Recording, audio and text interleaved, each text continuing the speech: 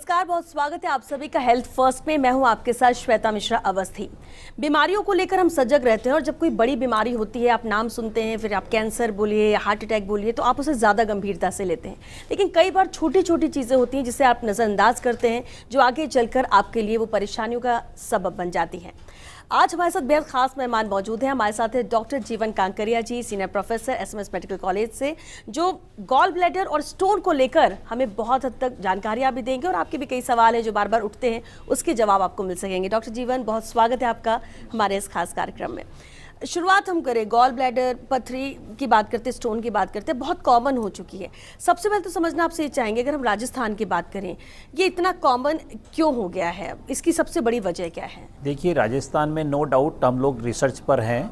Water supply एक hard water का एक कारण भी हो सकता है। दूसरा, जो कि यहाँ की डाइटरी हैबिट्स है, जैसे कि राजस्थानियों को जो आपका तला फला घी और जो जिस तरह का डाइजेस्टिव फूड्स होते हैं, वो भी एक कारण होता है। क्योंकि मोस्ट ऑफ द स्टोन्स जो बने होते हैं वो कोलेस्ट्रॉल्स या पिगमेंट स्टोन्स के होते हैं, और कोलेस्ट्रॉल रिच फूड जो है वो राजस्थान की खासियत है। तो हालांकि हम लोगों की रिसर्च चल रही है, क्या पानी की वजह से या कोई डाइटरी हैबिट्स की वजह से स्टोन बन रहे हैं, तो राजस्थान में बनने का कारण ये है। अब अगर मैं स्टोन की बात करें, गॉल ब्लैडर में स्टोन भी बहुत कॉमन हो गया है। छोटी पथरी होती है तो भी क्या गॉल ब्लैडर निकाला जाता है? क्योंकि बहुत सारे ऐसे मिथ हैं जो लोगों के जहन में, और उससे लेकर डर भी होता है, तो उसका ट्रीटमेंट जरूर समझना चाहेंगे। क्या वाकई ऐसा है? देखिए, ऐसा है कि गॉल ब्लैडर में छोटी पथरी ही ज़्यादा डेंजरस होती है। ये बहुत बड़ा मिथ है कि अभी पथरी छोटी है तो कई लोग इलाज के लिए होम्योपैथी, आयुर्वेदिक कि भाई इस तरह का यूज़ करते हैं। लेकिन जब छोटी पथरी बन जाती है तो पथरी बनने का मतलब ये है कि गॉल ब्लैडर की वॉल डैमेज हो गई है, गॉल ब्लैडर ही डैमेज हो चुका है, तभी वो पथरी बनाता है। और छोटी पथरी अगर किसी भी कारण से गॉल ब्लैडर से निकल करके और उसके पाइपलाइन, जिसको कि हम सीबीडी बोलते हैं, अगर उसमें किसी कारण से फंस जाए तो वो जॉन्डिस डेवलप कर देता है। और अगर यही छोटी पथरी पेंक्रियाज की डक्ट में जाके फंस जाए तो पेंक्रेटाइटिस नाम की एक बीमारी हो जाती है, वो कि एक बहुत डेंजरस डिजीज़ है, जिसका कि अगर इलाज टाइम पे नहीं होए तो डेथ तक हो सकती है।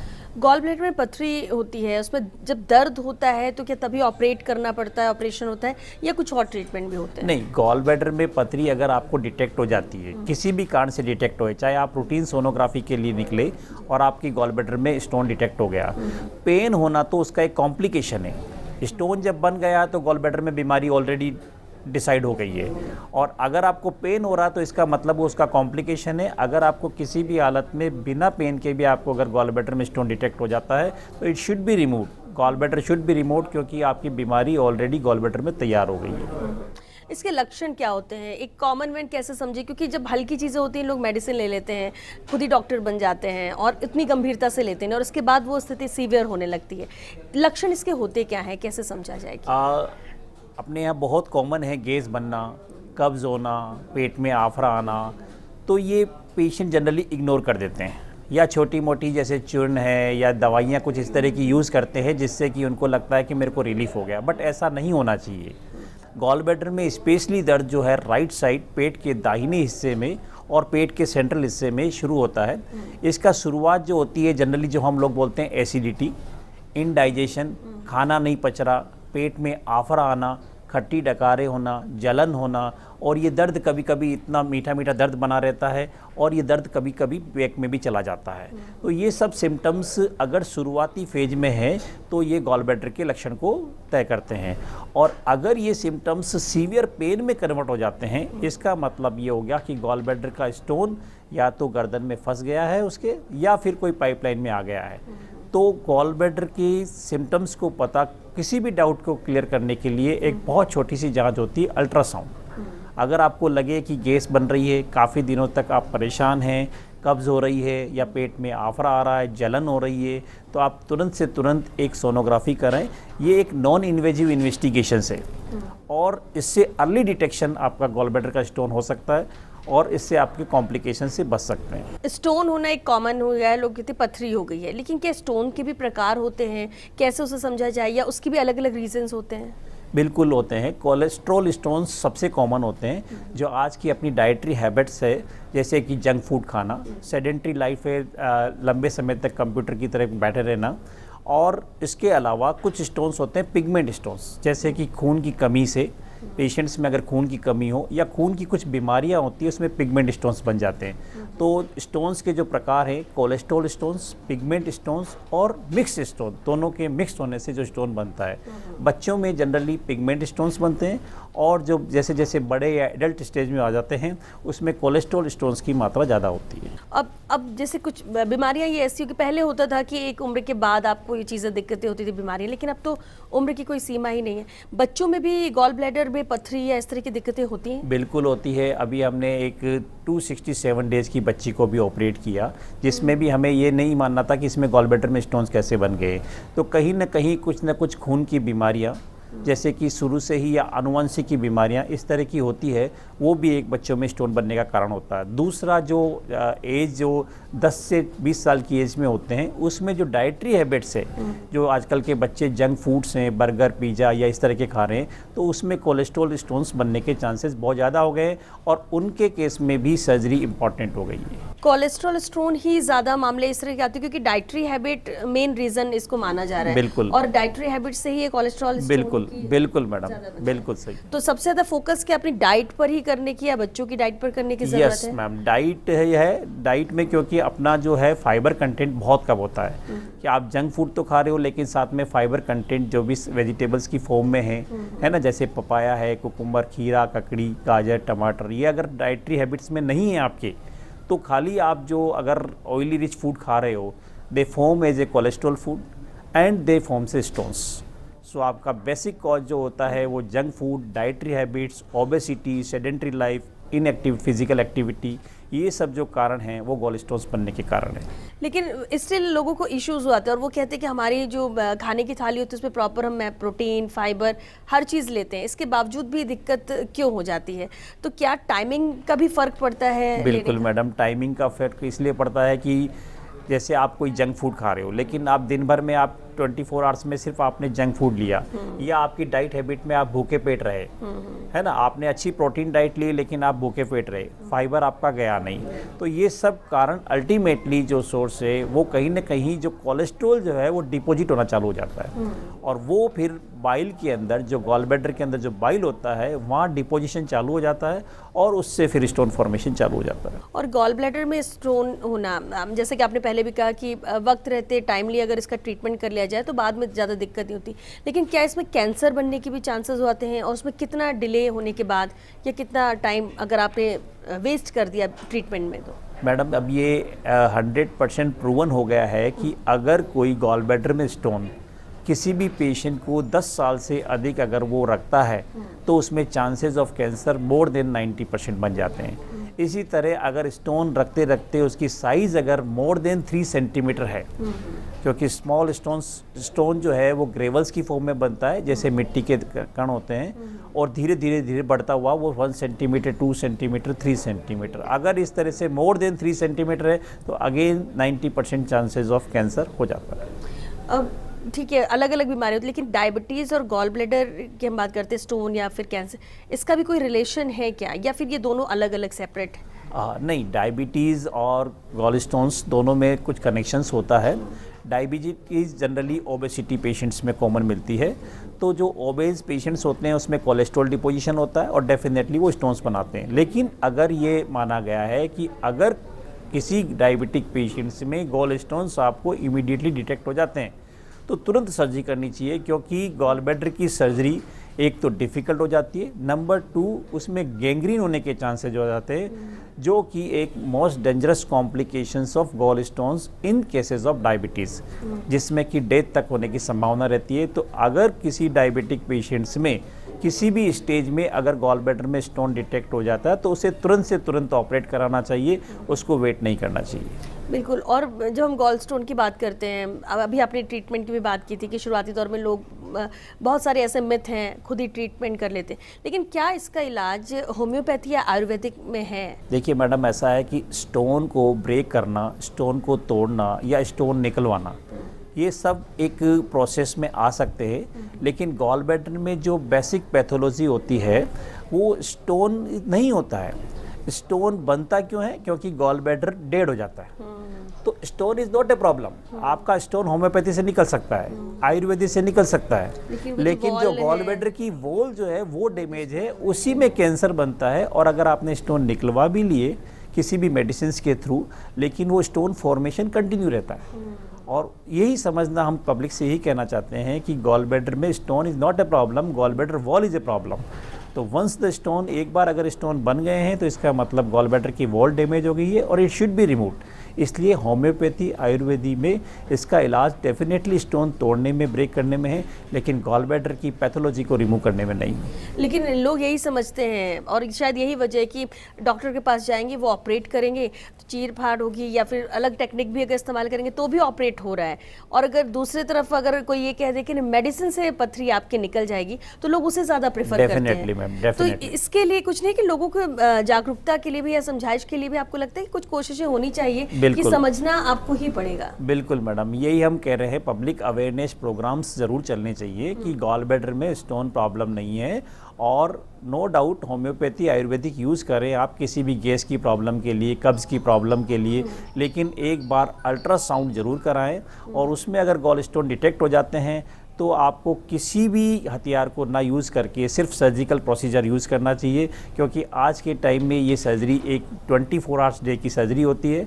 आज ऑपरेट किया, नेक्स्ट डे डिस्चार्ज कर दिया जाता है पेशेंट को, और पेशेंट 3 दिन के अंदर अपनी रूटीन एक्टिविटी में आ जाता है। लेकिन अगर इसका कोई कॉम्प्लिकेशन होता है, सपोज स्टोन अगर पाइपलाइन में फंस गया और जॉन्डिस हो गया, तो इतना लंबा प्रोसेस हो जाता है, उसको कम से कम हो सकता है महीने 1.5 महीने तक रेस्ट में जाना पड़े। तो बजाय कि एक दिन की सर्जरी चूज करे या फिर आपको लंबा कॉम्प्लिकेशन रहे। यही सवाल भी मेरा अगला था आपसे कि पीलिया कैसे हो जाता है, जॉन्डिस इससे कैसे हो जाते हैं? देखिए, अपना गॉल ब्लैडर के अंदर जब स्टोन पाइपलाइन में फंसता है तो that is known as CBD, और उसका कनेक्शन होता है लीवर से। जब वो पाइपलाइन में स्टोन फंस जाता है तो लीवर का जितना भी फ्लूइड है वो ब्लॉक हो जाता है, और ये लीवर का फ्लूइड ब्लड में जाकर के जॉन्डिस बनाता है। तो स्टोन जब भी पाइपलाइन में फंसेगा, यानी सीबीडी के अंदर जब स्टोन आ जाता है तो ये जॉन्डिस डेवलप हो जाता है। और अपने इंडियन कल्चर के अंदर अगर जॉन्डिस हो जाता है तो उसके लिए भी बाबा फूंका, झाड़ा वगैरह जो लगता रहता है, तो वो भी अवॉइड करना चाहिए। अगर किसी भी हालत में किसी भी पेशेंट को जॉन्डिस हो तो एक अल्ट्रासाउंड ज़रूरी है, अल्ट्रासाउंड मस्ट है। और अगर उसमें गॉल ब्लैडर में स्टोन या सीबीडी में स्टोन डिटेक्ट होता है तो इट शुड बी रिमूव।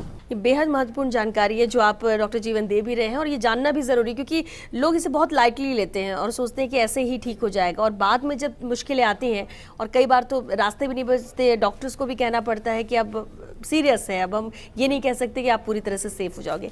चर्चा इस पर हम आपसे डॉक्टर जीवन आगे भी जारी रखेंगे। फिलहाल एक छोटे से ब्रेक के लिए यहाँ रुकेंगे, जल्द लौटेंगे इस ब्रेक के बाद। आप बने रहिए हमारे साथ।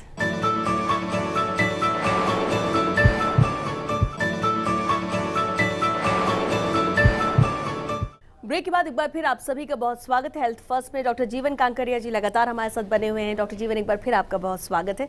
हम बात ब्रेक पे जाने से पहले कर भी रहे थे गॉल ब्लैडर, गॉल स्टोन को लेकर, लेकिन इसमें कैंसर की जो बात हमने की, ये कितना सीवियर हो सकता है, इसका ट्रीटमेंट क्या मुश्किल है या फिर कोई लेट पेशेंट पहुँचता है, तो उस पर डिपेंड करता है? देखिए मैडम, गॉल ब्लैडर में कैंसर ही एक ऐसा कैंसर है, जैसे आज ब्रेस्ट कैंसर है या दूसरे तरह के कैंसर है, उनका इलाज 100% है। लेकिन गॉल ब्लैडर में कैंसर का डिटेक्शन ही बहुत एंड स्टेज में होता है, क्योंकि गॉल ब्लैडर में कैंसर का डिटेक्शन सिर्फ जॉन्डिस पर होता है, और पेशेंट्स को पेन बहुत आखिरी स्टेज में होता है, जब तक कि वो गॉल ब्लैडर का कैंसर फैल चुका होता है। तो उस स्टेज में जब हमारे पास पेशेंट्स आते हैं तो उसमें सर्जरी इम्पॉसिबल हो जाती है, क्योंकि वो ऑलरेडी अपनी स्टेज क्रॉस कर चुका होता है। तो इसलिए मैं ये कहता हूँ कि गॉल ब्लैडर में सिर्फ एक सर्जिकल ऑप्शन है, बाकी रेडियोथेरेपी, कीमोथेरेपी आज की डेट में बिल्कुल फेलियर है। और गॉल ब्लैडर की सर्जरी के बाद भी अगर रिजल्ट अच्छे नहीं है तो उसका प्रोग्नोसिस सिर्फ 2 या 3 साल तक उसका सर्वाइवल है।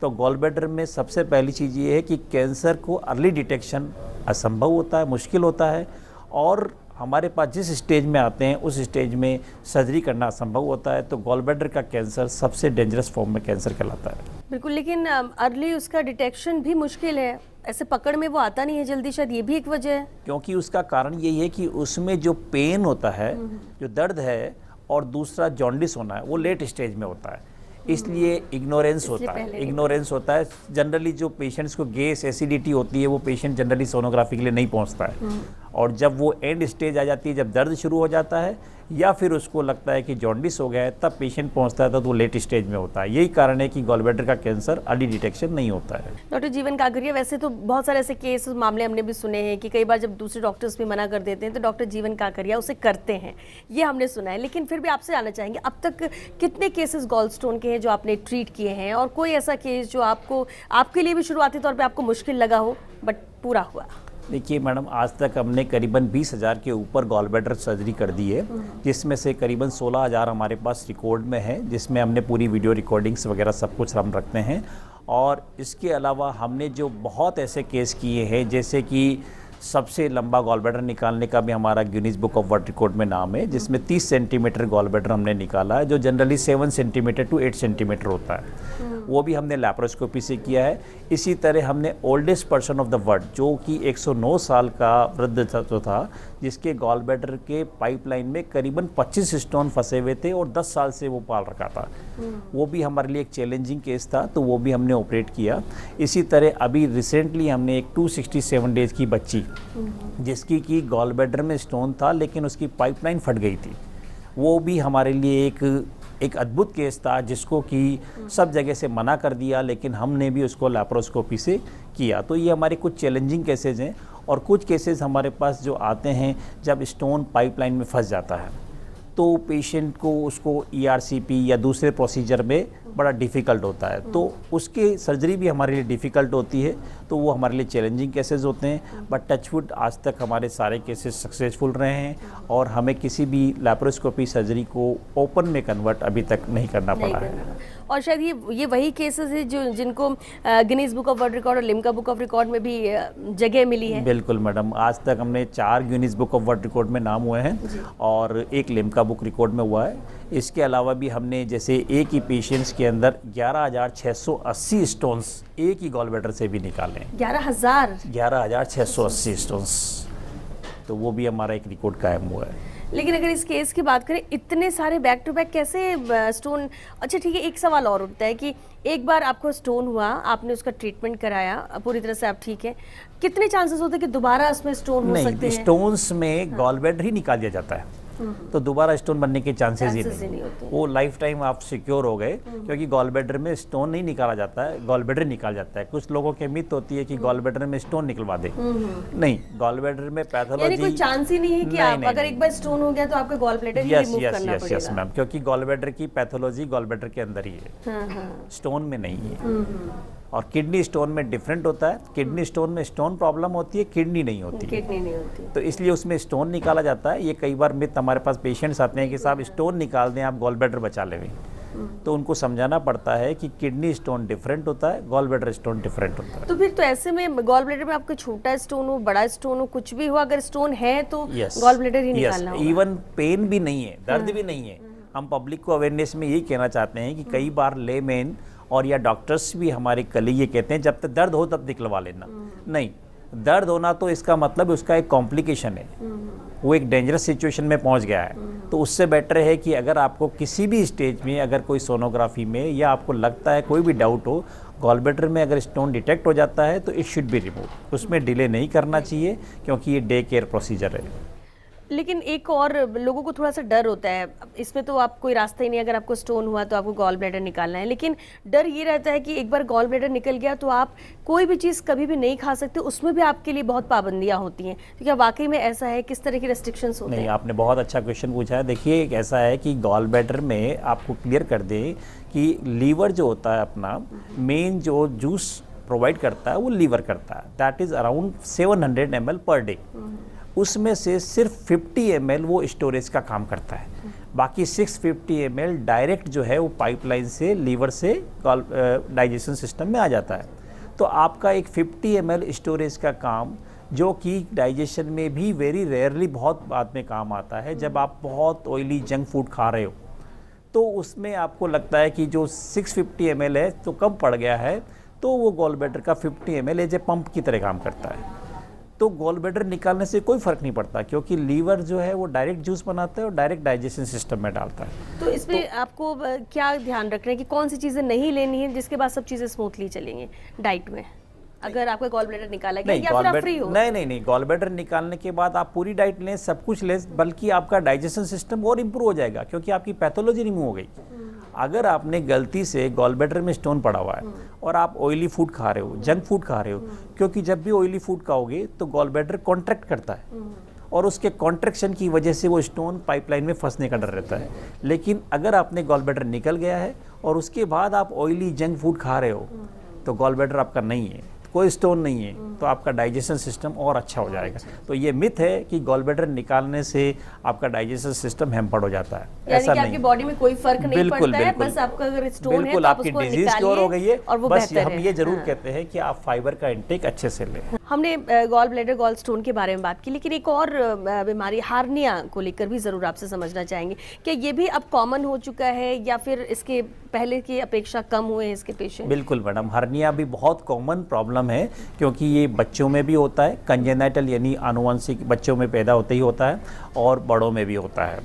ये जनरली वेट लिफ्टिंग्स, वजन उठाने से भी होता है, जैसे जो कुछ लोग जिम यूज़ करते हैं बिना सपोर्टर के, उनमें भी होता है। और तीसरा जो होता है हार्निया का जो कारण होता है वो पुराने कोई ऑपरेशंस हुए रहते हैं, जिनको कि हम इंसिजनल हार्निया बोलते हैं, जो कि पुराने अगर ऑपरेशंस जो कि पहले के ज़माने में चीरे से होते थे, आज के ज़माने में दूरबीन से होते हैं। तो चीरे के ऑपरेशंस में बड़ा चीरा लगता था, रेस्ट नहीं करता था पेशेंट, या उनमें चीरे के वजह से लूज हो जाता था एब्डोमेन, या ओबेसिटी हो जाती थी तो वो गैप हो जाता था, तो उसके अंदर से वो हर्निया निकल के आ जाता था। तो हर्निया आज के टाइम में बहुत कॉमन है, इसी कारण से आज की डेट में लैप्रोस्कोपी सर्जरी प्रेफर की जाती है बजाय कि चीरे के ऑपरेशंस के। और इसमें भी अगर आप किसी को हर्निया है, दिक्कत हुई, तो इसमें भी क्या बहुत वक्त लगता है या फिर सर्जरी होने के बाद भी ज़्यादा टाइम? देखिए, जैसे गॉल ब्लैडर में स्टोन की सिर्फ सर्जरी है, वैसे ही हर्निया जब भी वर्ड आ गया तो उसका मेडिकल मैनेजमेंट नहीं है, क्योंकि हर्निया का मतलब होता है कि कोई भी पार्ट आपका वीक हो गया है और उसमें वीक होने की वजह से उसकी इंटरनल स्ट्रक्चर बॉडी की बाहर आने निकल गई है, तो उसमें सिर्फ एक मेश यानी जाली लगा करके उस होल को बंद किया जाता है। कोई भी ऐसी विधि नहीं है या मेडिकल मैनेजमेंट नहीं है जिसमें कि हर्निया को मेडिसिन से द्वारा ठीक किया जाता है। हर्निया, जहाँ भी हर्निया वर्ड है वहाँ सिर्फ सर्जरी ही ऑप्शन है। और सबसे एक अहम सवाल हमारे व्यूवर्स के लिए ज़रूर कि आप क्या गाइडेंस देना चाहेंगे, फिर चाहे वो गॉल ब्लैडर, स्टोन हो या जो भी मिथ से लेकर हो, हर्निया की हम बात कर लें, क्या चीज़ें हैं, अगर कोई बिल्कुल ठीक भी है तो कैसा रूटीन रखना चाहिए? देखिए, सबसे पहले मैं ये कहना चाहूँगा कि early diagnosis is best treatment. हमारी मेडिकल साइंस में चाहे कैंसर हो, चाहे गॉल स्टोन्स हो, चाहे हर्निया हो, अगर अर्ली डिटेक्शन अगर किसी का हो सके तो वो करना चाहिए और उसका मैनेजमेंट इमीडिएटली करना चाहिए, डिले नहीं करना चाहिए, क्योंकि डिले कहीं भी हो, चाहे गॉल स्टोन्स में हो तो कैंसर बनाएगा, हर्निया में हो तो कभी भी आंतों में रुकावट आ जाएगी, या कोई भी ऐसी बीमारी हो जो लंबे समय से अगर पालते हैं तो कैंसर हो जाता है। तो अर्ली डिटेक्शन आपको, क्योंकि आज के टाइम में हमारे पास बहुत कुछ ऐसे इन्वेस्टिगेशंस है जो आप विद इन 24 आवर्स कोई सा भी इन्वेस्टिगेशंस करके आपकी कोई सी भी डिजीज़ को डायग्नोस कर सकते हो। आप डायग्नोसिस करावें, इन्वेस्टिगेशंस कंप्लीट होने के बाद में आपको लगता है कि ये कंफर्म हो गई है डिजीज़, तो it should be planned as a treatment. Doctor Jeevan Kakaria, बहुत शुक्रिया आपका हमारे शो में आने के लिए, क्योंकि बहुत छोटी छोटी चीज़ें होती हैं, लोग इग्नोर करते हैं, आगे जाके दिक्कतें होती हैं, और इन चीज़ों को समझना, इनमें वक्त देना भी बहुत ज़रूरी होता है। बहुत शुक्रिया सर। Thank you madam.